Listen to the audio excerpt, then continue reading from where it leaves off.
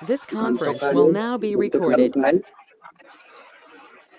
पहले उनको नमन करता हूँ। रागादि रोगान सततान शतकान शेषकाय प्रसतान शेषान औस्तुत्य महारचितान जगान यो पूर्व वैद्याय नमोस्तस्मै, यो पूर्व वैद्याय नमोस्तस्मै। हम जो कुछ भी पढ़ते हैं, पढ़ रहे हैं, उसमें सब धन्वंतरी जी और हमारे जो अपूर्व वैद्य, जो पहले जितने भी वैद्य हुए हैं और ग्रंथकार, इन सबको मैं नमन करता हूँ। उनके ही आदेश से मैं आज आपको लेक्चर देने वाला हूँ। कृपया आपको जो कुछ भी क्वेश्चंस है वो आप बाद में चैट बॉक्स में टाइप करके पूछ सकते हैं। अगर सेशन सुनने भी नहीं आ रहा है तो भी आप चैट बॉक्स में बता सकते हैं। फर्स्ट ऑफ ऑल आप सबका वेलकम और रजत गोयल सर का धन्यवाद, थैंक यू। आज हम जो लेक्चर्स का विषय जो है आयुर्वेदीय व्यूज, इसमें क्या है, जो कुछ चीजें आयुर्वेद में है केस के हिसाब से हमें देखना है, जो बेसिक है, जिसमें आप जो कुछ जो थिंकिंग लेके यहाँ पे आए हैं मेरे पास, जो हम लेक्चर ले रहे हैं, उसमें सिर्फ मैं आपको बेसिक दूंगा, जिससे आप अपना जितना बढ़ा सकते हैं, जितना नॉलेज बढ़ा सकते हैं उतना आप नॉलेज बढ़ा सकते हैं। जब हम केस के बारे में जानते हैं तो थोड़ा बहुत हमारे ग्रंथकारों का जो कुछ है उसमें एक चीज है कि जब हमारे ग्रंथ लिखे हैं, अगर आप, मैं ज्यादा तो फॉलोअर वाग्भट जी का हूँ, जिसमें उनका जब जो कुछ मुझे थिंकिंग करना है तो वाग्भट जी से करता हूँ। जो अष्टांग हृदय ग्रंथ है उसमें एक चीज हमें मेंशन करते उनके है कि उन्होंने जो ग्रंथ लिखा है उसमें स्टार्टिंग उन्होंने एक तो प्रार्थना है और उसके बाद हमारे जो हिस्ट्री है आयुर्वेद की, उसके बारे में उन्होंने बताया। तो हम पहले केस की हिस्ट्री लेते हैं। तो हिस्ट्री में क्या है, जो आचार्य याज्ञवल्क्य है, उनके मैन्युस्क्रिप्ट में ह्यूमन हेयर्स जो है 3.5 करोड़ बताए हैं। उसके बाद आचार्य चरक जी ने जो शारीरस्थान में उन्होंने मेंशन किया है कि हमारे जो हेयर है, रोम है, केश है, श्मश्रु है, ये जो मूछ है, इन सब की जो हेयर्स बताए हैं वो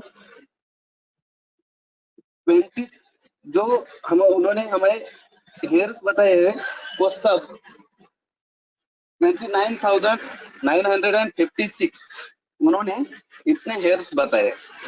और आचार्य चक्रपाणी जी जो है उस नंबर्स पे टीका करते हैं। तो टीका करते वक्त वो बोलते हैं कि जितने जहां जहां धमनी का ओपनिंग है, सीरा का ओपनिंग है, वहां वहां हेयर्स है। मतलब जहां जहां हमारे सर्कुलेशन के थ्रू ब्लड फ्लो जाता है, मतलब कैपिलरी जहां पे भी है हमारे बदन में, वहां तक हेयर है। अब इसका जो हम देखते हैं तो उसमें हमें सजेशन या हमें थिंकिंग करनी चाहिए कि जब हस्तिदंत के बारे में बताया है ग्रंथकारों ने, तो उसकी फलश्रुति बताते उन्होंने कहा है कि अगर हमने उसको पाम पे भी लगाया, तलवे पे भी लगाया, तो वहां पे भी हेयर आते हैं। मतलब वहां पे हेयर आने के लिए जो चीज चाहिए वो क्या है, या धमनी या तो सीरा है, तो वहां पे होनी चाहिए। मतलब हमारे जितने भी आगे हम उसके बारे में और ज्यादा सोचेंगे। तो अभी बाद में क्या है, हिस्ट्री के बाद क्या पढ़ना है चाहिए, तो हमें क्रिया शरीर पढ़ना चाहिए। ज्यादा तो हमारे दिमाग में एक चीज है कि हमें एनाटॉमी आनी चाहिए, लेकिन एनाटॉमी जो है वो सिर्फ एनाटॉमी इसलिए पढ़ना है कि वो हमें शारीरिक क्रिया में, यानी कि फिजियोलॉजी हमारे बदन की, हमारे शरीर की, हमें उसके बारे में ज्यादा सोचना है। तो ऑन द स्काल्प जो भी हेयर आते हैं उसको केश बोलते हैं, कुंतल बोलते हैं, जो शीर से उत्पन्न होते हैं, इसीलिए उसे शिरोरुहा भी कहते हैं। और जो बॉडी पे रहते हैं उसको रोम बोलते हैं, लोम बोलते हैं, रोम राजी बोलते हैं। जो आईलैशेस है उसको पक्ष्म बोलते हैं। जो स्टूडेंट या जो हमने पढ़ाई की है बीएमएस की, तो उसमें भी पक्ष्मवत व्याधि भी बोले हैं आई के रिलेटेड, तो वो भी आईलैशेस जो है वो पक्ष्म है। जो बर्ड है, जो हमारे मुस्टैचे है, उसको श्मश्रु कहते हैं। जो आईब्रो है उसको भ्रू कहते हैं। जो भ्रू मध्य भी कहाँ है। उसके बाद जो जेनाइटल एरिया है या आर्मपिट्स है, उसको व्यंजना कहते हैं। उसके बाद जो हमारे और क्रिया में क्या पढ़ना चाहिए, जब हम मम्मी के पेट में रहते हैं तो उसकी जो निर्मित है केश की, तो उसके कारण क्या है, तो पित्रज भाव है। जिस लड़कों का पित्रज भाव अच्छा है, कुछ हमें हमारे पास ऐसी केसेस आते हैं, वो पूछते हैं कि मेरे पापा के बाल गए हैं इसलिए मेरे भी इस एज में जा रहे हैं। इससे हमें क्या पता चलता है कि उसका पितृज भाव कैसा था, उसके पितृज भाव में बल कितना था। तो वो जो है केश, श्मश्रु और लोम, ये पितृज भाव से उसकी उत्पत्ति है। और पार्थिवता है, जो इसमें जो बाल है उसमें पार्थिव, मतलब हमें जब भी चिकित्सा करनी है तो एक तो उसके पितृज भाव की जानकारी लेनी है, उसके साथ उसमें जो पार्थिवता है, उसमें जो पृथ्वी महाभूत है, उसमें जो पार्थिव तत्व है, उसके बारे में हमें जानना चाहिए कि उस लड़के में या लड़की में पार्थिव तत्व कितना है। जैसे ही बाल, जैसे हमारी उत्पत्ति होती है वैसे ही बालों की उत्पत्ति है। जैसे हमारी स्थिति है वैसे बालों की स्थिति है। जैसे हमारा लय है वैसे बालों का भी लय है। तो उत्पत्ति, स्थिति और लय, इस तीनों स्थानों से, इन तीनों स्टेज से केश जाते हैं। लेकिन उत्पत्ति कब होती है, तो बचपन में। स्थिति कब रहती है, तारुण्य अवस्था में। जो हमें यंग यंग जो बच्चे हैं उनमें स्थिति रहनी चाहिए, लेकिन लय जो है वो बुढ़ापे में होती है। लेकिन अभी हम ऐसा देखते हैं कि जो स्थिति है वो बहुत कम काल के लिए है। लेकिन हमारे नेचुरल जब देखते हैं हम, तो हमारी स्थिति जो है वो 40 से 50 साल की है हमारे बदन की। वैसे बालों की भी उतनी होनी चाहिए, लेकिन ये नहीं होती है क्योंकि उसमें लय आता है। जब जब जहां जहां लय आता है तब तब हमें ये सोचना चाहिए कि कहाँ तो भी उसका क्षय है। बाल आ नहीं रहे हैं, उसका मतलब वहां पे कफ या रक्त, इन दोनों की उत्पत्ति का कारण नहीं है। वहां पे कुछ तो भी इन दोनों, ये दोनों कफ और रक्त, ये दोनों वहां तक नहीं जा रहे हैं। स्थिति के लिए जो चाहिए वो अस्थि धातु चाहिए, वो मजबूत चाहिए, उसको स्ट्रांग चाहिए। और लय जो है, वहां पे जब वात की वृद्धि होती है उसके कारण लय होता है। वैसे ही आदि, मध्य और अंत, हमारे ग्रंथकार एक श्लोक बोलते हैं, जो भी चीज है वो 3 डिवाइड में है। वो हमारा एज रहने दीजिए या हमारा काल रहने दीजिए, हमारा जो हमारा शरीर भी है वो भी आदि मध्य अंत तक है। तो आदि, जो ऐसा इमेजिन करिए, जो हमारा फ्रंटल लोब है वो जो है वो अंत है। पैराइटल लोब जो है वो मध्य है, और ऑसिपिटल लोब जो है वो आदि है। जैसे ही अंत, मध्य और आदि, वैसे ही आदि के लिए कफ है। जो हमारे पीछे के बाल है वो कफ के है, जो मध्य के बाल है वो पित्त के है, और अंत के जो बाल है वो वात के। इसीलिए जिसका लय होता है वो पहले तो उसकी, ज्यादा तो लोगों के पीछे के बाल नहीं जाते। टेम्पोरल लोब और जो ऑसिपिटल लोब के जो एरिया की जो बाल है वो नहीं जाती, क्योंकि वो कफ के है, और कफ क्या है, उत्पत्ति का कारण है। वो भाई जाते भी है तो जल्दी आते। वैसे ही मध्य स्थिति जो है, जब तक स्थिति है तब तक स्थिति है, उसमें थोड़ा भी लय आ गया तो वो फिर लय में जाता है। जैसे का पित्त का भाव है, इसलिए पित्त जो है वो मध्य के भाव से, और अंत जो है वो वात का है। यानी कि फ्रंटल लोब की जब बाल जाने लगते हैं उसके बाद ही मध्य की जाते हैं। और किसी के मध्य के बाल जाते हैं तो उससे ये हमें पता चलता है कि उसमें पित्त की वृद्धि हुई है, पित्त के उष्ण गुण की वृद्धि है हुई है, पित्त के द्रव्य गुण की वृद्धि हुई है। उसके बाद केश उत्पत्ति का काल जो है इन फिटस अवस्था में 7th मंथ में होता है। कुछ वैद्य, कुछ ग्रंथकार 6th मंथ में बोलते हैं और कुछ जो है 7th मंथ में बोलते हैं। मतलब हमें कौन सा भी बाल उगाना है तो उसके लिए मिनिमम 6 to 7 मंथ चाहिए उसके पोषण के साथ। और उसका पोषण कैसे होता है? तो उसका पोषण आहार रस से होता है। और जैसा आहार लेंगे वैसे बाल रहेंगे। और धातु का पोषण अच्छा है तो उसकी मल निर्मिति भी अच्छी रहती है। जैसे कि अस्थि और मज्जा, इन दो धातु में से अस्थि का वो मल है और मज्जे का वो उपधातु है। इसीलिए वहां पे जैसा धातु पोषण है वैसे ही आहार रस की निर्मित होती है। कुछ कुछ जैसे उसके धातु के जब हम आगे देखते हैं, प्रकृति के अवस्था के अनुसार वातल प्रकृति जो रहती है उसके हेयर्स धूसर रहते हैं, अतिरुक्षता रहती है उसमें, वो स्फुटित रहते हैं और बाल भी अल्प रहते हैं। पित्तल अवस्था की जो प्रकृति के लोग रहते हैं उसके पिंगल अवस्था में हेयर रहते हैं, उनको खलित्य और पालित्य वो जल्दी आता है। श्लेष्मल जो रहते हैं वो उसके बाल घने रहते हैं और काले रहते हैं, वो भी स्निग्ध रहते हैं, ज्यादा रहते हैं। जैसे जिन लोगों के पीछे के बाल देखिए तो उसमें आपको ये प्रकृति पता चलेगी। वातल के बाल देखना है तो सामने वाले के बाल दिखे जो फ्रंटल एरिया के है, पैराइटल एरिया के देखना है तो पित्तल के देखिए। और जो जिन लोगों के पित्तल एरिया के जो ये पैराइटल एरिया की जो बाल है वो खालित्य या पालित्य जल्दी होते हैं, और जो पीछे के बाल है श्लेष्म अवस्था के जिसको ऑक्सीपिटल एरिया के है वो भी घने रहते हैं, ज्यादा तो स्थिर रहते हैं और स्निग्ध भी रहते हैं। इसका निदान क्या करना चाहिए? केशों के बारे में हमें ये तो थ्योरी हो गई, लेकिन अभी निदान की अवस्था में क्या करना चाहिए? तो निदान में जब देखते हैं दोष के आवेश के अनुसार तो 3 दोष, उसमें के दोष धातु मल उसका भी हो गया। तो धातु की अवस्था अनुसार क्या होता है, जो 7 धातु है उसमें के रस धातु जो है जैसे कि प्रीणनम जीवनम लेपः स्नेहो धारश्च पूर्णम गर्भोत्पादश्च धातु नाम, ये जो श्लोक है उसमें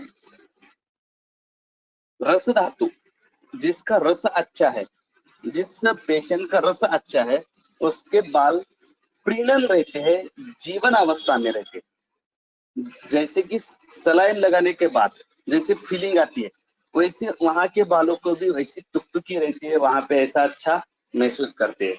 रक्त जिसके जीवन जो बोला है, रक्त की कर्म बोला है, अगर बालों में जान ही नहीं है तो कितना भी शैम्पू लगाए, कितने भी दवाई खाए तो कुछ भी नहीं होता है।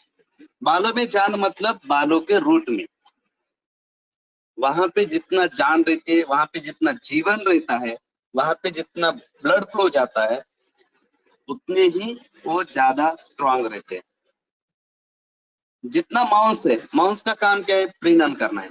अगर बाल अच्छे दिखना है, उसको बड़े हुए दिखना है, स्ट्रांग दिखना है, जैसे कि हमारे मांस का काम जो हमारे शरीर पे है वैसे ही काम बालों पे रहता है उसका। मेद जो है वहां पे स्नेह देता है, स्नेह भी देता है।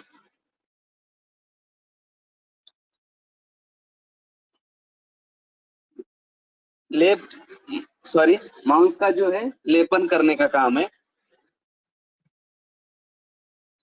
और मेद का जो है स्नेह देता है। वहां पे जिसका मेद अच्छा है उसके बालों का जो स्नेह है ज्यादा घने रहते हैं, इसलिए वहां पे स्नेहन भी ज्यादा होते रहता है।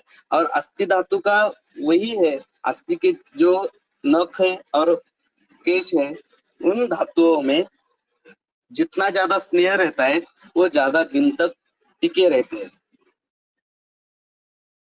उसके बाद अस्थि जो है, तो अस्थि धातु का तो ये मल ही है और मज्जे का ये उपधातु है। अस्थि धातु का जो धारण काम है वही काम यहाँ पे बालों में किया जाता है। मज्जा धातु का काम जो पूरण करने का है। अगर बाल, जैसे हमारे बाल जो है, जैसे हड्डियों में मज्जा रहता है, बोन मैरो रहता है, वैसे ही अगर बालों में जो बोन मैरो है, जो हमें उसका डिसेक्शन करने के बाद या उसका सेक्शन लेने के बाद जो समझ में आता है, उसकी जो बोन मैरो है, वो जब देखते हैं ना, वो जितना पूर्ण रहता है उसका, उतने ज्यादा बाल भी अच्छे टिके हुए रहते हैं। जैसे कुछ किसी पेड़ में जो है, तो उस पेड़ में जो ज्यादा जितना घना रहता है वो पेड़, वो ज्यादा देर तक टिका हुआ रहता है। जैसे कि हमारे औदुंबर पेड़ जो है, पीपल का पेड़ जो है, वैसे ही शुक्र धातु की उत्पत्ति क्या काम है? गर्भ का उत्पत्ति करना है। अगर किसी लड़कों में जो ज्यादा शुक्रक्षय होने के बाद बाल जाते हैं, तो उनको पहले जो ट्रीटमेंट देनी चाहिए, तो उसके शुक्र की वृद्धि करने के लिए चाहिए। शुक्र को उसको साम्य अवस्था में लाना चाहिए, क्योंकि अगर ये जो शुक्र धातु है वो एक बच्चे का जन्म कर सकता है, तो हमारे बाल भी वो नए जीवन के साथ निर्माण कर सकता है। इसीलिए वहां पे शुक्र औषधि जो है, शुक्र पे जाने वाली, ये भी हमें केश की निदान में सोचना चाहिए, शुक्र का भी सोचना चाहिए। जैसे ही मल है, मल में पुरुष है, स्वेद है और मूत्र है। जिन लोगों को बालों में ज्यादा स्वेद प्रवृत्ति रहती है, उन लोगों के बाल बहुत जल्दी, वो ज्यादा तो मुलायम लगते हैं, सिल्की लगते हैं, लेकिन वो जो बाल है वो जल्दी से जल्दी खालित्य की ओर जाते हैं। उसके लिए जब ज्यादा स्वेद प्रवृत्ति रहती है, तब हमें मूत्रल द्रव्य जो है उसका यूज करना चाहिए। जिनको मलबद्धता है, मलावस्तंभ है, उनके लिए भी अनुलोमक द्रव्य जो है उसका यूज करना चाहिए। और श्वेत, मूत्र और मल, इन तीनों का भी, पुरुष, इन तीनों का भी यहाँ पे विचार करना चाहिए। और क्या सोचना चाहिए? तो ये इसका भी ख्याल रखना चाहिए। जैसे कि कुछ बच्चों में भी 20 साल की उम्र में भी बाल झड़ने लगते हैं, या पालित्य का केस, वो डिसीज लेकर हमारे पास आते हैं। तब उसको पालित्य हुआ है, तो उसमें ऐसी क्या चीज हुई है जो पालित्य जो है, पित्त की अवस्था है, जो बड़े लोगों में दिखनी चाहिए, वो इस छोटे में दिख रही है। इसका मतलब उसके सेल्स कुछ बुढ़े हुए हैं क्या, उसमें कुछ तकलीफ है क्या, वहां पे पित्त की अवस्था कहाँ तक गई है, ये भी हमें सोचना चाहिए। दिन में कुछ लोगों के दिन में बाल झड़ते हैं, कुछ लोगों के रात में सोने के बाद जब वहां से उठते हैं, तो वहां पे भी उनके बिस्तर पे भी उनको बाल दिखाई देते हैं। नाइट का भी वही ख्याल करना चाहिए। मील खाते वक्त कुछ कुछ लोगों को जो रहता है, खाना बनाते वक्त भी बाल गिरते हैं। अग्नि का भी विचार करना चाहिए कि जिन लोगों की अग्नि विषम अग्नि रहती है, जो वात की है, अगर वो वैसे ही रही तो भी वात की प्रकृति की जो व्याधि है उसको होते हैं, और वहां पे बाल जो है, जो रुक्षत्व ज्यादा रहता है। स्थान ऑफ हेयर से हमें क्या पता चलता है कि वो किस धातु के बाल है। जैसे कि शुक्रसार अवस्था में देखा है, जिसके शुक्रसार रहता है जो पेशेंट, तो उसके बाल जो है, उसके मूछे, उसकी दाढ़ी उसके मूछें जो है वो ज्यादा तो स्ट्रांग रहते हैं। उसके बाद जो ऋतु के अनुसार भी कुछ कुछ लोग रहते हैं जिनको ग्रीष्म ऋतु में या कुछ लोगों को शरद ऋतु में बाल झड़ते हैं। मई मई महीने में कुछ कुछ लोगों के बाल झड़ते हैं। उसका कारण रहता है कि उनके प्रकृति को ही ऋतु के अनुसार एक समान सामान्य वृद्धि कारणम जैसा है वैसे ही उसको एक सेम हेतु जो बाहर के है वो अंदर भी रहते हैं, इसी कारण उसके बाल उस वक्त भी झड़ने लगते हैं। हेतु क्या देखने चाहिए, उसके जो कॉजेस है उसमें क्या देखना चाहिए, तो वातादि के वृद्धिकर आहार विहार के जो हेतु है वो हमें देखना चाहिए। जैसे कि ज्वर अवस्था में जो बोले हैं हेतु वो भी देखने चाहिए। उसके बाद धातु दृष्टि देखनी चाहिए कि किस धातु में उसकी दृष्टि है, ऐसा क्या खाया है। जैसे कि कुछ लोगों को कर्ड खाने की ज्यादा इच्छा रहती है, कुछ लोग छाछ खाते हैं या पनीर खाते हैं, तो इसके जो है ये मांस धातु पे जाने वाला है। तो मांस धातु की जब दृष्टि होती है तो मांस धातु की जो व्याधि है वो भी होते हैं, और हमारे बालों में भी आरुंशिका या डैंड्रफ इस टाइप में भी व्याधि दिखने लगती है। एक शमी फल बोल के एक भाव प्रकाश जी ने बोला है जो कि केशग्न है, ज्यादा लवण या क्षार जो यूज करते हैं, नमक जो ज्यादा लोग खाते हैं उसकी उसी भी कारण केश के विकार होते हैं। जिन लोगों में हीट ज्यादा है या रक्त की दृष्टि हुई है उन लोगों में भी बाल झड़ना या बालों की कुछ व्याधि हमें दिखाई देते हैं। ज्वर अवस्था जो ज्वर है, किसी कुछ लोगों को टाइफाइड हुआ है, मलेरिया हुआ है, उन लोगों को कुछ साल बाद या 1 साल 2 साल बाद भी या 6 महीने बाद भी या कुछ तो ऐसे पेशेंट थे उनको डेंगू की लक्षण 1-2 साल पहले थे लेकिन अभी बाल झड़ रहे हैं। ऐसे लोगों को जो रक्त दृष्टि हुई है, जो जीर्ण ज्वर है, उसकी चिकित्सा करने के बाद उनके जो बाल जा रहे हैं वो भी नहीं झड़ते। कुष्ठ व्याधि जो है जैसे कि डैंड्रफ है, एक कुष्ठी व्याधि ही है डैंड्रफ। तो इस डैंड्रफ में भी अगर हमने कुष्ठ व्याधि की चिकित्सा की, डैंड्रफ के कारण जो बाल झड़ रहे हैं वो भी नहीं झड़ते। जैसे कृमि के व्याधि है, कृमिकर आहार जो है, कृमि जिन व्याधि के जैसे हम देखते हैं कृमि में रक्तज कृमि में ऐसे कृमि बोले हैं, उनका नाम है केशाक लोमात। ये जो दो कृमि है वो केशों को खाते हैं। उस वो जो है वो केश पे डिपेंड रहने वाले हैं, डायरेक्ट वो बाल खाते हैं। और ऐसे बाल खाने वाले कृमि वो कहाँ पे दिखते हैं, तो हमें जब हम उसको टेस्ट करते हैं, स्काल्प एनालिसिस करते हैं, तो वहां पे वो दिखाई देते हैं। तो उसको भी सोचना चाहिए और कृमि चिकित्सा भी देनी पड़ती है कुछ कुछ विकारों में। निदान में और क्या है, तो निदान में एक फॉर्मेट किया है जो ज्यादा रुग्ण हमारे पास आते हैं।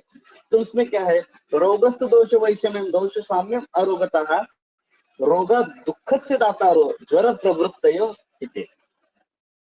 रोग तो दोष वैषम्यम, जब दोष का वैषम्य रहता है तब व्याधि होते हैं, लेकिन दोष जब साम्य अवस्था में रहते हैं तो व्याधि नहीं रहती है। वहां पे हम व्याधि नहीं रहती है, हम ये नहीं बोल सकते कि हम स्वस्थ हैं। जैसे कि ज्वर व्याधि है, बचपन से लेके बुढ़ापे तक मरते दम तक वो हमारे शरीर में रहता है। उसकी मुक्ति के लिए जो चिकित्सा करनी है वो ज्यादा स्ट्रांग रहनी चाहिए। तो उसमें से फर्स्ट हमारे पास जो व्याधि लेकर आते हैं वो खालित्य या इंद्रलुप्त। जिसको हम एलोपेसिया बोलते हैं। एलोपेसिया जो है, तो ग्रंथकार कार्तिकेय, इन्होंने क्या बोला है कि जो एलोपेसिया मूंछों को रहता है या पूरे बदन में रहता है, जो मूंछों को रहता है वो खालित्य या इंद्रलुप्त भी है, लेकिन वो ज्यादा तो इंद्रलुप्त है। और जो सिर पे रहता है वो खालित्य रहता है, वहां पे इंद्रलुप्त नहीं होता है।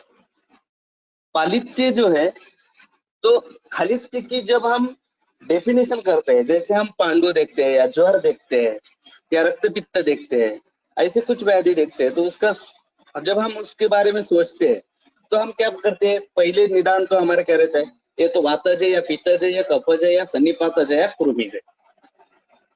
तो वैसे ही खालित्य के और 5 प्रकार होते हैं, एक वातज, एक पित्तज, एक कफज, एक सन्निपातज और कृमिज। इसके हिसाब से फिर हम आगे की ट्रीटमेंट हम कर सकते हैं। पालित्य में जो बाल सफेद होते हैं उसकी भी जब हम चिकित्सा करते हैं, जब हम खालित्य का देखते हैं फर्स्ट, तो तेजो अनिलाद्यैहि सह केशभूमिं दग्ध्वाशु कुर्यात् खलति दरस्य किंचित् तु दग्ध्वा फलितानि कुर्यात् हरिप्रभत्वं च शिरोरोहणम् इत्थ ऊर्ध्वज्वत्वं गदे एकदेशस्तंत्रे निबद्धो अयम् शून्यत्वार्थम् अतः परम भेषज संग्रहम् तो निबोध संक्षेपतः उच्यमानम् इति खलित्य रोगनिदान। चरक चिकित्सा के 26वें अध्याय में इसका वर्णन है। जब हम इसकी संप्राप्ति देखते हैं, किसी भी हमारे पास ज्यादा तो लोग कौन से आते हैं, जो खालित्य के ही आते हैं, तो उसकी ट्रीटमेंट करते वक्त क्या देखना है, तो तेजो अनिलाद्यैहि, तेज तेज जो महाभूत है उसके साथ जो ज्वर की एक अवस्था बोले, उसमें रुक्ष तेजत्व बोला है। तो जिसके बदन में ज्वर है, रुक्ष तेजत्व है, उसके साथ जब अनिल यानी कि वात उसके साथ जब जाता है, कहाँ पे जाता है, तो केश भूमि में, जहां जहां केश उत्पन्न होते हैं वहां सब जितने भी केश भूमि है वहां पे वो जाता है, और वो क्या करता है, तो दग्ध्वा आशु कुर्यात खलत्य नरसा, किसे जलाता है, किसे दग्ध करता है, तो वो वहां के जो हेयर रूट है उसको जलाता है। जब वहां पे, इसीलिए हमने बोला है कि जो जहां पे ज्यादा पसीना आता है, स्वेद प्रवृत्ति अधिक होती है, उन लोगों के बाल पहले तो सिल्की रहते हैं, बाद में वो झड़ने लगते हैं। यहाँ पे तेज जो अनिल है वो जब ज्यादा रहता है, वहां पे हीट ज्यादा रहती है तो बाल झड़ते हैं, लेकिन हीट कम है, जैसे कि गैस है और मोमबत्ती है, मोमबत्ती के जैसी हीट है, तो उसमें क्या करता है, किंचित धातु फलितानि, वो क्या करता है, वहां पे सफेद करता है बालों को। या हरिप्रभत्वम, जैसे कि उसको क्या बोलते हैं, एक ऐसा कलर जो फॉरेनर्स का जो कलर रहता है उस टाइप में दिखता है। ठीक है, क्योंकि फॉरेनर में देखिए नॉनवेज भी खाते हैं और ड्रिंक भी करते हैं, वो अनेक उनकी पीढ़ियां उसमें गई है। वैसे ही जब उसकी ज्यादा हीट होती है तो तेजो अनिलाद्यैहि, वो ज्यादा हीट होने की वजह से वहां के बाल झड़ते हैं, अगर नहीं झड़ते तो सफेद होते हैं। तो हमारे पास 2 पेशेंट आते ही है, साथ ही आते हैं, एक तो खालित्य वाला आता है और पालित्य वाला भी आता है। लेकिन खालित्य रहता है, अगर उसकी खालित्य जब रहते हैं वहां पे बाल झड़ते हैं उसके, और उसके बाल हम जब देखते हैं तो उसके कुछ बाल भी सफेद दिखाई देते हैं। तो उसमें ज्यादा भी हीट है, वो जिसमें ज्यादा हीट सहन नहीं कर पाए वो बाल झड़ते हैं, और जो हीट सहन कर सकते हैं वो सफेद होते हैं। उसके बाद और किसके होते हैं बाल सफेद या ज्यादा झड़ते हैं, तो लवण नित्या, जो लोग नित्य लवण का ज्यादा सेवन करते हैं, नमक ज्यादा खाते हैं, उनके बाल भी ज्यादा सफेद होते हैं, ज्यादा झड़ने लगते हैं। और जिनकी माँ ने, जब वो पेट में रहता है तब उसने अगर लवण रस का अत्यधिक सेवन करती है वो, तो उसके बच्चे के भी बाल या तो झड़ते हैं, नहीं तो कम उम्र में सफेद होते हैं। और कुछ लड़के ऐसे रहते हैं, एज रहता है 20 इयर्स लेकिन दिखते हैं 25 के, वो भी शीघ्रवती, ये भी ज्यादा नमक खाने की वजह से दिखता है। पालित्य के भी हम क्या कर सकते हैं, वातज पित्तज कफज सन्निपातज कृमिज, ये भी उसके भी हम निदान कर सकते हैं। हमारा एक व्याधि जो है पालित्य, उसमें क्या है, क्रोध शोक श्रम कृतः शिरोष्मा शिरोगतः पित्तम च केशान पचति पलितम तेन जायते। सुश्रुत ने निदान स्थान में उसका रेफरेंस दिया है।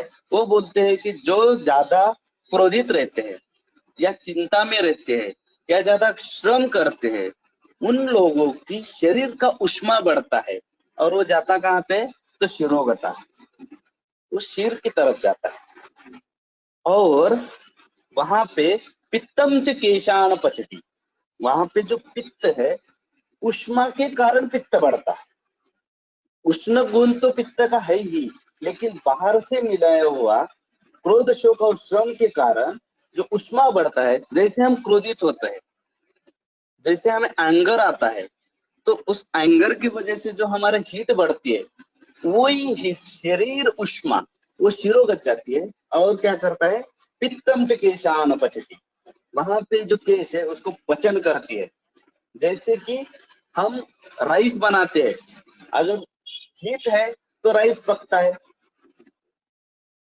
ओवन में भी देखो, वहां ओवन में तो ये अग्नि नहीं रहता है, लेकिन वहां पे हीट रहती है, इसीलिए ओवन में भी कुछ पदार्थ जो है, जो हमें लगता है कि वो उसका पचन हुआ है, वो पचती पलिता न तेन जायते, और उसमें क्या होता है, वो सिर्फ वाइट होते हैं।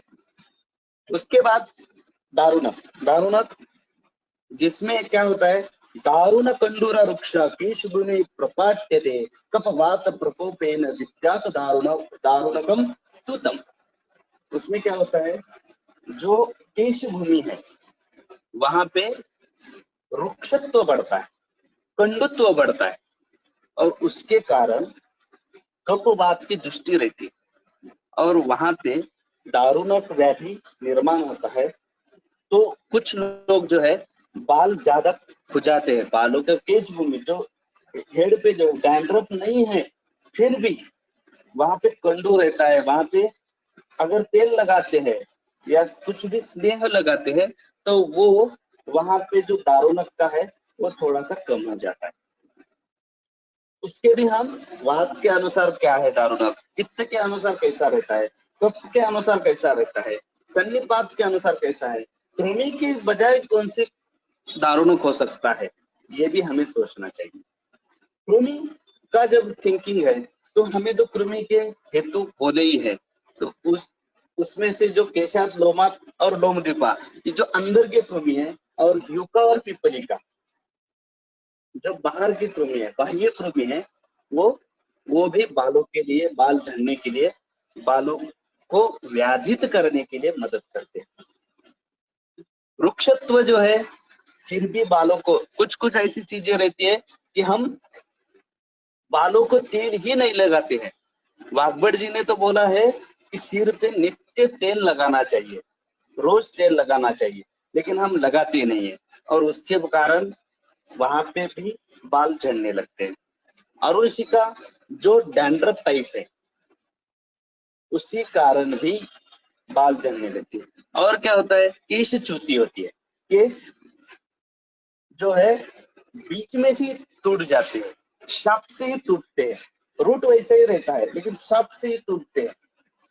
तो उसमें भी वातज पित्तज कफज सन्निपातज, इसका विचार करना चाहिए, क्यों टूट रहे हैं।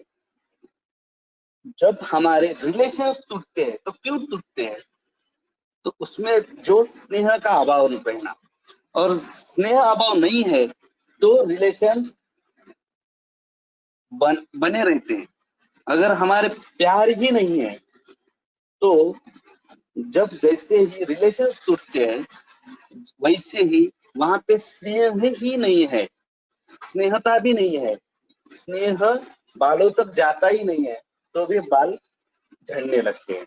स्फुटन, हमें कुछ कुछ ऐसे बाल रहते हैं जो उसके जो दो रूट होते हैं, टिप पे वो डबल होते हैं, वो भी क्यों होता है? तो वहां पे भी स्नेह है। कौन सी भी चीज हमारे शरीर में 1 से 2 करना है, 2 से 4 करना है, तो उसमें काम कौन करता है? तो वात करता है। जैसे कि बच्चे में उसके अवयव, उसके अंग जो बनाते हैं, तो वो अंग बनाते वक्त जो दोष काम करता है वो वात रहता है।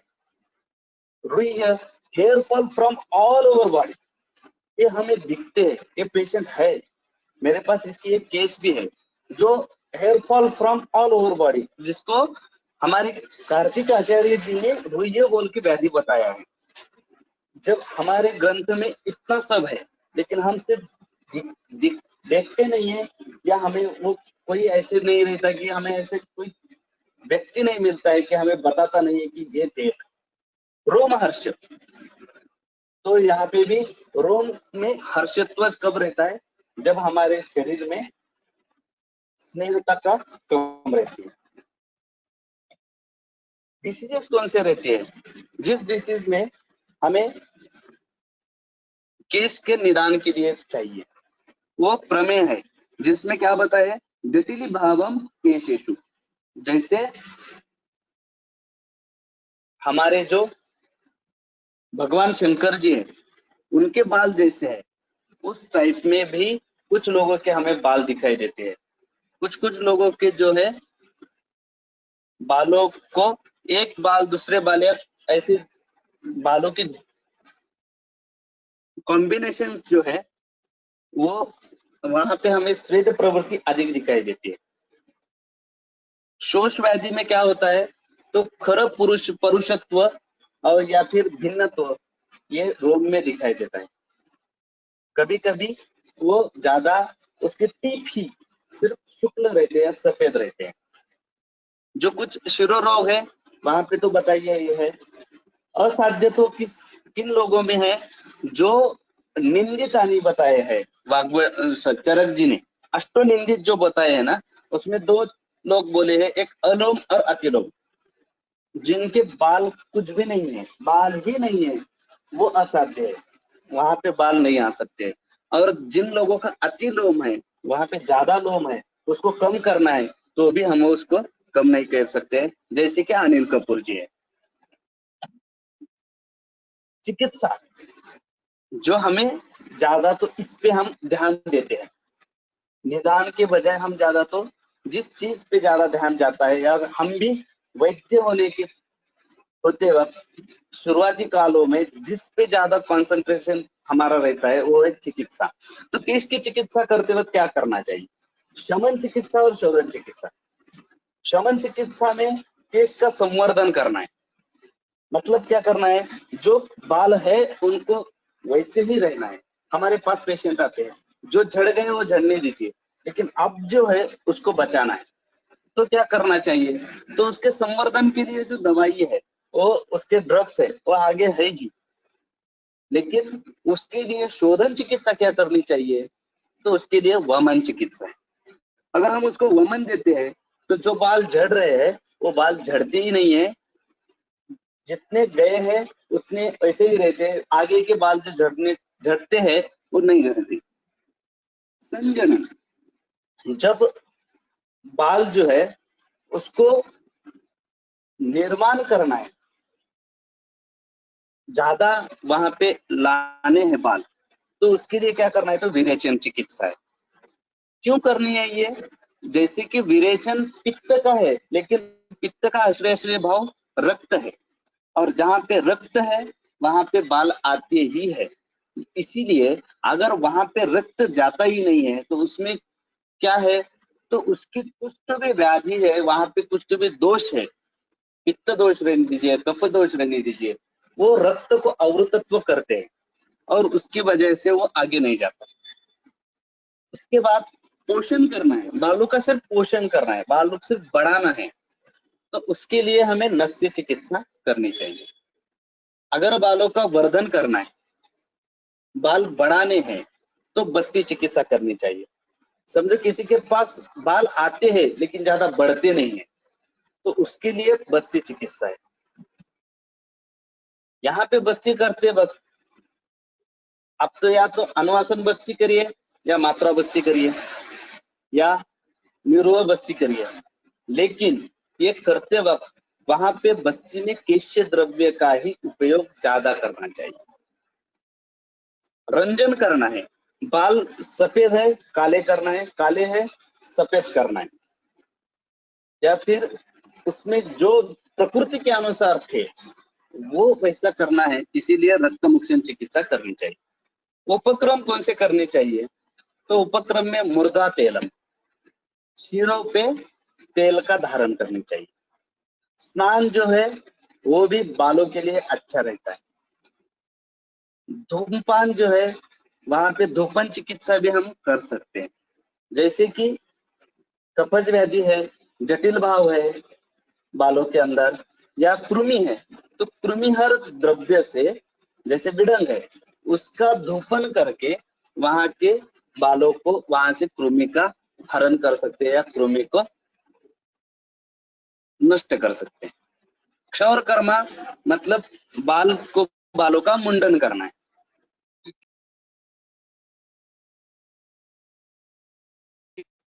वहां पे हमें जो कंघी है उसका इस्तेमाल करना है, और वो भी कैसी रहनी चाहिए? ये या तो लकड़ी से बनाई हुई रहनी चाहिए, नहीं तो क्या होता है, जो पॉजिटिव नेगेटिव जो आयंस का रहता है ना, वो फाइबर की वजह से ज्यादा तो बाल झड़ते हैं, इसीलिए लकड़ी की कंघी रहनी चाहिए। शिरोलेप देना चाहिए। शिरोलेप भी देते वक्त उसके पहले क्या करना है, तो क्षौर कर्म करना है, उसका मुंडन करना है, फिर शिरोलेप देना है।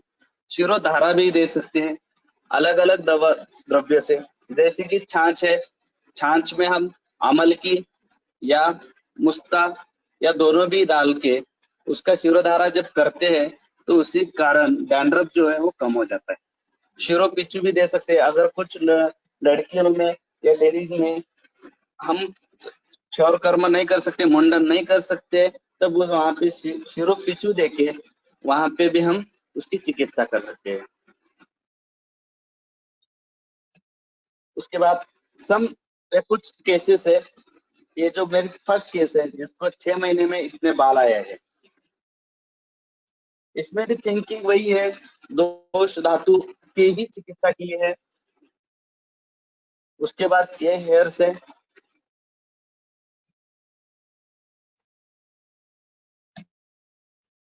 ये जो केस है ये सब जगह से आई है, यहाँ पे सिर्फ एक ही थिंकिंग है। अगर आप जूम जूम करके देखते हैं इस फोटो को तो आपको पता चलेगा कि ऊपर के इसमें बाल नहीं है, लेकिन नीचे के फोटो में सिर्फ 1 महीने में वो बाल आए हैं। उसका एक ही महीने उसका थिंकिंग किया था कि आज तक सबने उसके वात और पित्त की चिकित्सा की है, लेकिन किसी ने कफ की चिकित्सा नहीं की है, कफ को दूर नहीं किया है, इसीलिए मैंने उसकी सिर्फ कफ की दृष्टि दूर की है और रक्त का प्रवाहन वहां पे लाया है, तो वहां पे इतने बाल दिखाई दिए हैं। सिंगल ड्रग में क्या ड्रग्स जो है कौन सी यूज करने चाहिए? तो मधुर रस हम यूज कर सकते हैं। मधुर रस जो है केश्य है, आंवला है वो केश्य है, बेहड़ा है केश्य है, ज्येष्ठ मध या यष्टि है, यष्टि मधु है वो केश्य है, काश्मीरी फल है वो भी केश्य है, भल्ला तक है वो भी केश्य है, बाकुची है, बावची है, बावची वो भी यूज कर सकते हैं, बीजक जिसको विजय सार बोलते हैं वो भी है, जपा कुसुम है वो केश्य है, सेरेक जो है वो भी केश्य है, नीली एक ऑयल मिलता है नीली भृंग्यादि बोल के केरल के फार्मेसी के, तो वो भी यूज कर सकते हैं बालों को, सफेद बालों को काले करने के लिए। गुंजा है, सिंधुवार है और महानिंब है। भृंगराज हम सबको पता ही है, अभ्रक भस्म है, काशीस भस्म है, अभिदुग्ध है।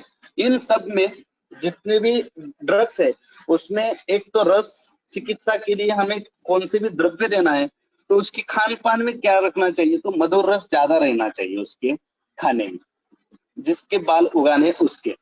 और दूसरा क्या, जो अविदुग्ध है वो मिलता है तो अच्छी बात है। और तिल जो है, तिल का तेल रहने दीजिए, या तिल जो है वो भी खाने में रहनी चाहिए। कदली फल जो है, जिसमें केला जो है वो भी केश्य है। भस्म में दो जो भस्म है, अब्रक भस्म और काशीस भस्म, ये दोनों भस्म केश्य है। ये जो द्रव्य है, इन द्रव्यों में से अगर आपको टाइम मिलता है और आपने इसमें की वात पे जाने वाले, पित्त पे जाने वाले, कफ पे जाने वाले इन द्रव्यों को जब आप कॉम्बिनेशन करते हैं तो आपको एक ऐसा कॉम्बिनेशन मिलता है जिसमें जैसा रुग्ण दिखता है आपके पास वैसे ही आप उसकी चिकित्सा कर सकते हैं। रसकल्प में कौन से कल्प है, तो रस रक्त के जो पाचक है जो महाराष्ट्र में ज्यादा यूज करते हैं उसके रेफरेंस में अगर टाइम मिला तो मैं ग्रुप पे शेयर करता हूँ। वाघभट जी ने चरक चरक जी ने बताया है, वाघभट जी ने चिकित्सा स्थान में इसका रेफरेंस बताया है। भृंगराज की कल्प बना सकते हैं, जैसे हमारे शतावरी कल्प रहता है वैसे हम भृंगराज का कल्प बना सकते हैं। आरोग्यवर्धिनी वटी भी है, जहाँ पे स्वेद प्रवृत्ति के कारण जिसके बाल जाते हैं उसके लिए हम यहाँ पे आरोग्यवर्धिनी भी यूज कर सकते हैं या गंधक रसायन। लेकिन ज्यादा से स्वेद प्रवृत्ति है ही नहीं है तब आरोग्यवर्धिनी देना है, और ज्यादा स्वेद प्रवृत्ति अत्यधिक है वहां पे गंधक रसायन देना है। यहाँ पे पित्त का और वात का या कफ का इसका विचार करना चाहिए। अविपत्तिकर चूर्ण जो है वो यहाँ पे दिए तो अनुलोमन भी होता है, पित्त की दृष्टि दूर होती है, रक्त की दृष्टि दूर होती है, और वो केश भी काम करता है। एक आंवले का एक मुरब्बा जैसा एक रसायन मिलता है, वो आंवले का जो मुरब्बा रहता है उसका सेवन भी कर सकते हैं। केशवर्धिनी वटी जो है उसका भी इस्तेमाल कर सकते हैं। शबिदा वटी बोल के प्रिपरेशन मिलता है उसका भी यूज कर सकते हैं। यष्टि का तेल है जैसे ज्येष्ठ मध है उसका तेल सिद्ध करके आप उसका यूज कर सकते हैं। नीली भृंगादि तैलम जो है, नीली भृंगादि तैलम केरल के फार्मेसी का मिलता है वो भी यूज कर सकते हैं। वटजटादि तैलम बोल के हमारे महाराष्ट्र में तीर्थ अप्पा शास्त्री बोल के हमारे पांचभौतिक के एक महान वैद्य थे, उन्होंने एक वट जटादि तेल बनाया है उसका भी आप इस्तेमाल कर सकते हैं। जपा कुसुम तेल, ज्यादा तो हेयर ऑयल्स में जपा कुसुम मतलब जपा पुष्प का पुष्प के फल रहते, पुष्प यूज करते हैं, जपा पुष्प उससे बनाने वाला तेल रहता है। भृंगराज तेल, उसमें दो तेल है, एक तो सिंपल भृंगराज तेल है और दूसरा बृहत भृंगराज तेल है। हाँ, और एक सिंपल क्या कर सकते हैं तो ग्रो ग्रुत यूज कर सकते हैं, ग्रो ग्रुत भी हम दे सकते हैं। और अनुतेलम जो है, अनुतेल की जब हम उसकी व्याधि कहाँ तक कम कर सकता है उसकी जब हम फलश्रुति देखते हैं तो उन्होंने वहां पे बोला है कि वो खालित्य भी नहीं करता, पालित्य भी नहीं होने देता है, इतना वो अच्छा अनुतेल है। पंचकषाय तेल मतलब जो रस रक्त पाचक है उससे बनाने वाला, उसमें जो अस्थि मज्जा पाचक है, अस्थि मज्जा पे जाने वाले द्रव्य है उसका तेल यहाँ पे यूज कर सकते हैं। वटांकुर जो है उसका भी तेल यूज कर सकते हैं। फलत्रिकादि काढ़ा बोल के एक दवाई बनती है, फलत्रिकादि जो पांडु व्याधि में भी है और उदर व्याधि में भी है, उसका भी यूज कर सकते हैं। जो पार्थिव द्रव्य है, अगर हमें पढ़ाई करनी है तो पार्थिव द्रव्य आप ढूंढ कर निकाल सकते हैं। पार्थिव द्रव्य के गुण बताया है सुश्रुत जी ने, तो उस गुण के जो द्रव्य है उसका यूज भी आप कर सकते हैं। पद्म किट्टा योग भी पांचभौतिक का ही है, उसका भी रेफरेंस बाद में डालता हूँ। अस्थि पोषक होती अनेक कंपनियों की मिलती है, वो यूज कर सकते हैं। जो मैं एक हेयर किट बनाता हूँ, उसके सिर्फ कॉम्बिनेशन है, उसमें दो चूर्ण है, उसमें गुटी वटे, और ज्यादा तो मैं ताप्य दिल और पुनर्नवा लो इसका ज्यादा यूज करता हूँ हेयर फॉल के लिए।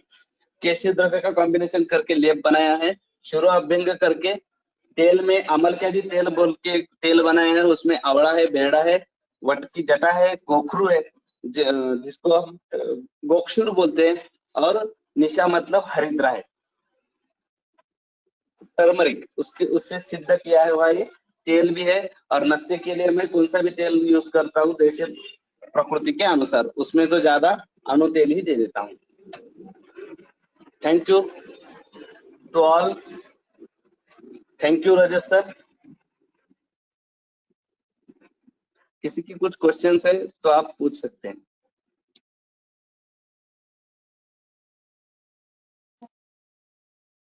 Hello hello.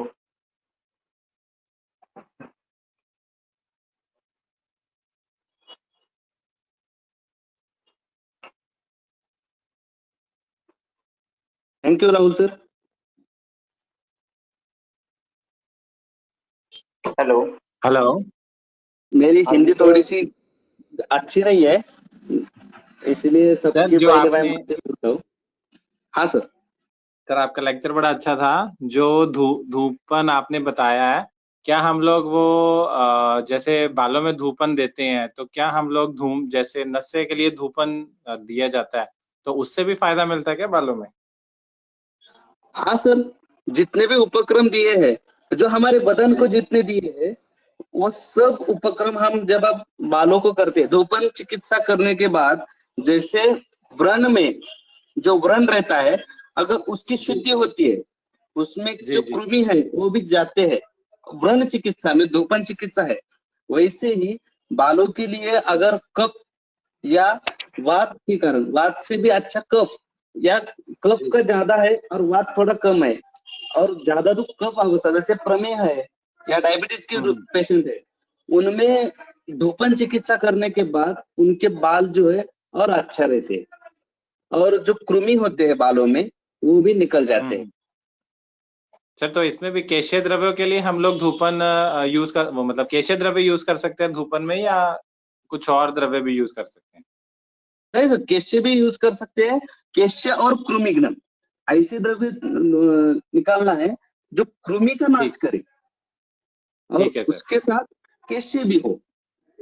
जैसे केश्यघ्न जी है, शमी फल है, अगर आप वहां पे शमी फल का अगर धूपन देते हैं तो बाल पूरे झड़ जाते हैं।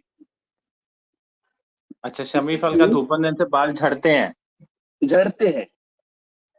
अच्छा अच्छा। हाँ, अगर और आपको अनवांटेड हेयर्स पे ट्रीटमेंट करनी है, तो आप अनवांटेड हम्म। हेयर्स को निकालने के लिए शमी फल का जी। यूज कर सकते हैं। तो सर ये धूपन कितने दिन तक कंटिन्यूस देना रहेगा फिर इसमें?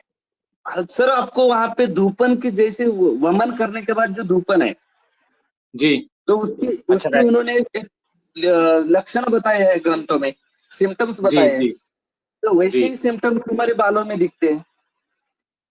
नहीं सर, मैं वो ये पूछ रहा हूँ कि कितने इंटरवल के ऊपर, मींस रोज देना चाहिए हमें धूपन ऐसे में, या फिर हम लोग एवरी वीक या 10 डेज बाद प्लान करें? हाँ सर, जब हम वाग्भट जी का दिनचर्या अध्याय देखते हैं, तो उसमें उन्होंने जी धूपन डेली कहा है, वो हाँ, भी डेली भोजन के पश्चात।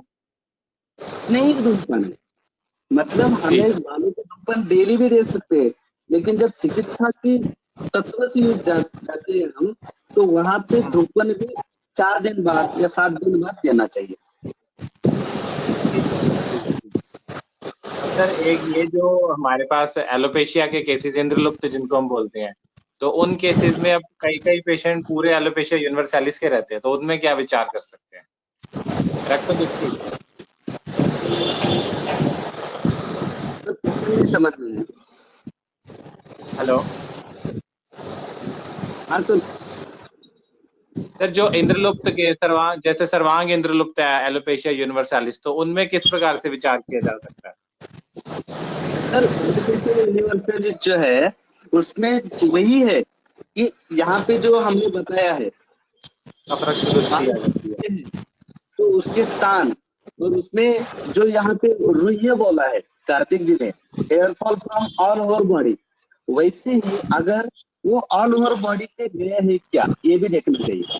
अगर वो खलित के ही रुग्ण है या इंद्रलुप्त का ही रुग्ण है, तो उसके हिसाब से हमें उसकी चिकित्सा करते वक्त वो अगर बाल गए हैं, लेकिन कुछ कुछ लोगों के जो है बालों वहां पे थोड़े से भी मूड दिखते हैं या कुछ बाल दिखते हैं, तो कुछ बालों से हमें देखना है या उसका जो व्याधि है, वातज है, पित्तज है, कफज है, सन्निपातज है या कृमि के कारण है।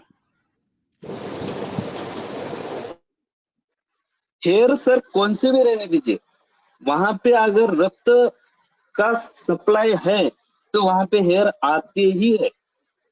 सिर्फ जो चरक जी ने अलोम और अतिलोम जो बोला है, वो जो व्याधि है वो असाध्य है, उसमें हम चिकित्सा नहीं कर सकते। ठीक है, थैंक यू सर।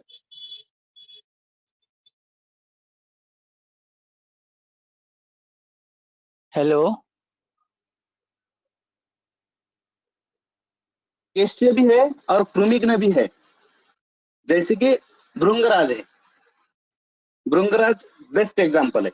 कृष्य भी इस पे भी जाता है, बालों पे भी जाता है और वो कृमिघ्न भी है। इसीलिए भृंगराज का इस्तेमाल जहां पे कृमि के कारण स्किन डिसऑर्डर्स होते हैं, वहां पे उसका इस्तेमाल करने के बाद वो बहुत अच्छा रिजल्ट देता है।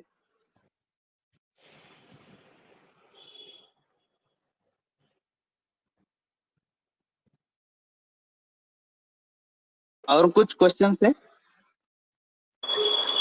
हेलो सर, एक क्वेश्चन पूछ सकते हैं? हाँ सर। हेलो, सर ये पूछना था कि ये जो नस्य होता है, बस्ती होती है, जल बस्ती, क्या जल नेति होती है सर, इसका कुछ रोल होता है इसके अंदर?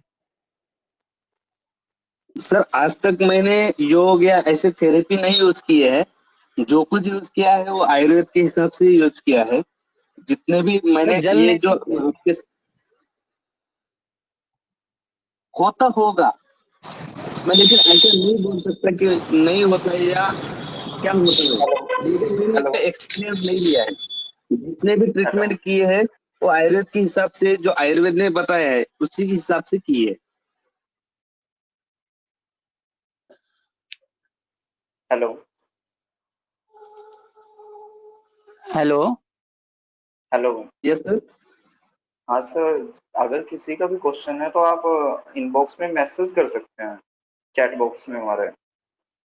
क्योंकि ऐसे ना आवाज आपकी कट रही है और फिर ना तो हम अच्छे से सुन पा रहे हैं, ना सर को सुनाई दे रहा है। तो आप जो चैट बॉक्स है उसमें मैसेज टाइप कर सकते हैं अपना।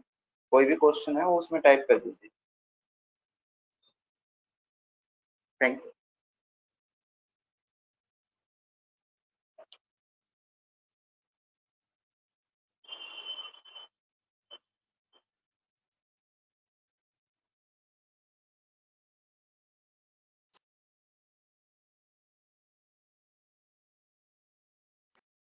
कुछ क्वेश्चंस है तो पूछ सकते हैं।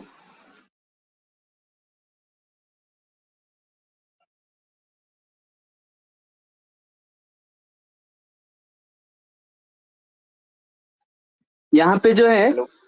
बेहड़ा जो है, आंवला और बेहड़ा, बेहड़ा जो है कृमि पे भी जाता है और केशी भी है। और एक है बाकुची, जो बाउची है, वो भी द्रव्य जो है इसका भी धूपन दे सकते हैं। और इससे और अच्छा कौन सा ड्रग है जो केशव पे भी जाता है और कृमि में भी है, वो है हरिद्रा या टर्मरिक, उसका भी यूज कर सकते हैं।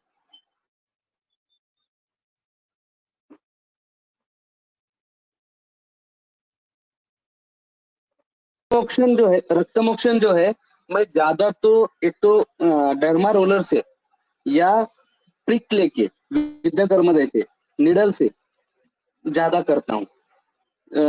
लीच जो थेरेपी है, लीच थेरेपी अगर पित्त के कारण है, लेकिन वहां पे अगर थोड़ा भी कफ का अवरोध है, क्योंकि इस खलित्य में कफ का संप्राप्ति में उन्होंने एक व्याधि जो है दारुणक जैसा व्याधि है, अगर वहां पे कफ है, अगर हमने वहां पे लीच थेरेपी की है तो उसी कारण वहां पे कंडू ज्यादा होता है। खुजली होती है और वहां पे ज्यादा रक्त मोक्षण अच्छा नहीं होता है। इसीलिए मैं ज्यादा तो प्रेफरेंस नीडल को ही देता हूँ। नीडल से जितना अच्छा कर सकते हैं, जैसे कि खेत में हल चलाना है तो वहां पे हल ही चलाना चाहिए। अगर मैं ऐसा सोचता हूँ कि हल नहीं चलाना है, सिर्फ मैं खुद कुछ अलग टेक्निक से करता हूँ, तो वहां पे उसका ज्यादा यूज नहीं होता है। हमारे बाल उगाना मतलब खेतों में जैसे फसल उगाना है वैसे ही है, सेम वैसे ही ट्रीटमेंट है उसकी। जैसे हल करते हैं खेतों में वैसे ही डर्मा रोलर या विद्युत करना चाहिए।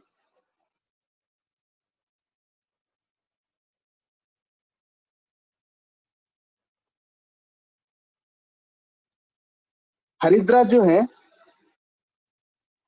हरिद्रा का ऑयल जो है वो लोम शातन के लिए यूज किया जाता है। लोम शातन के लिए उसका कंसंट्रेशन कैसा है? अगर जैसे प्रमेह में हरिद्रा है तो जब जब तक प्रमेह की संप्राप्ति है तब तक आप हरिद्रा यूज कर सकते हैं। लेकिन उसके बाद भी अगर हरिद्रा यूज किया जाता है तो वहां पे वात की दृष्टि बढ़ती है, वात ज्यादा बढ़ता है।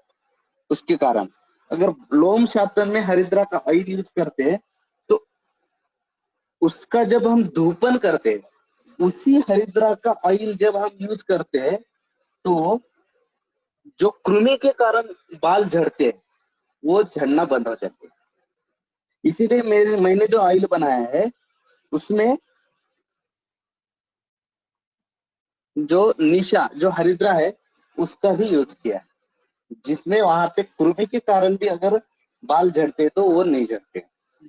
अनवांटेड हेयर का जो रिमूवर है उसका ज्यादा एक्सपीरियंस नहीं है मुझे, लेकिन उसके लिए सेमी फल जो है उसका यूज कर सकते हैं। लेकिन जो अनवांटेड हेयर जो है वो कब आए हैं उसको हमें देखना चाहिए। किसी जैसे पीसीओडी है उसके कारण आया है, या किसी लोगों ने वेट लूज करने के लिए भी कुछ दवाई ली जाती है तो उसी उसी कारणवश भी अनवांटेड हेयर होते हैं। उसको निकालने के लिए अगर हेयर को निकालना है तो केशर नद रखते हैं, जैसे कि हमने शमे फल बोला है। जैसे कि हम वहां पे कर्मक भी कर सकते हैं, उसका भी यूज कर सकते हैं। और अभी ऊपर जो आपने देखा है हरिद्रा ऑयल वो भी यूज कर सकते हैं, लेकिन एक लिमिट तक। ज्यादा उसका यूज होता है तो वात की वृद्धि होती है और शरीर का नाश होता है।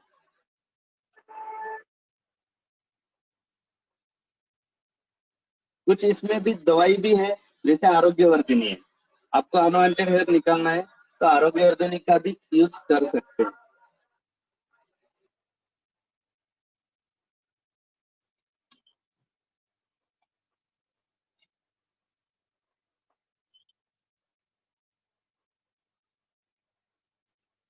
रंजक द्रव्य जो है उसमें ज्येष्ठ मध एसटी है, उसका भी यूज कर सकते हैं।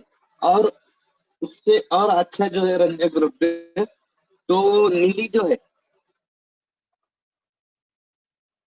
उसका भी यूज कर सकते हैं।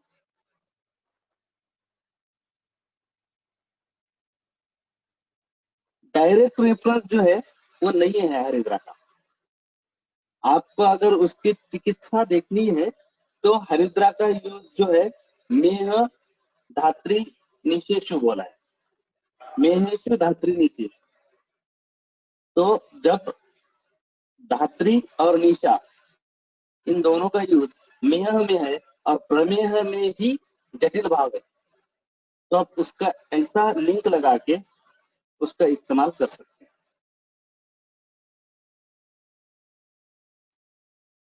इंटरनली आप एसटी दे सकते हैं या बाउची दे सकते हैं या आंवला दे सकते हैं और काशीस भस्म भी दे सकते हैं और एक्सटर्नली आप नीली का यूज कर सकते हैं।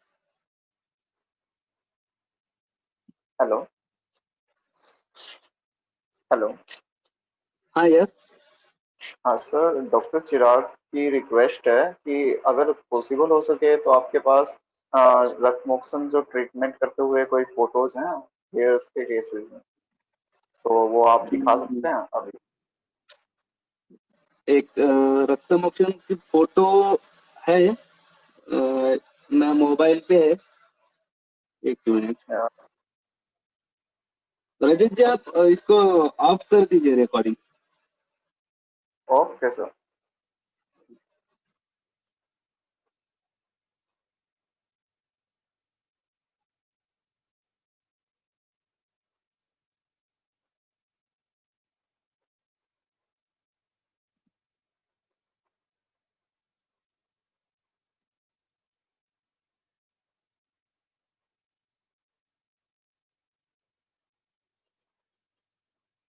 This conference will now be recorded. नहीं नहीं, रिकॉर्ड मत करिए सर।